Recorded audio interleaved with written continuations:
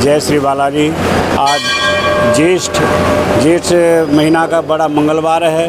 इसमें श्रद्धालु अपनी मनोकामना के लिए बढ़ चढ़ करके आ रहे हैं। मनोकामना के लिए प्रसाद है, फल है, इच्छा अनुसार चढ़ा रहे हैं। बालाजी महाराज की कृपा से उनको बहुत उत्साह मिल रहा है। देखो आप लेन लग रही, सुबह से भक्तों का तांता लगा हुआ है।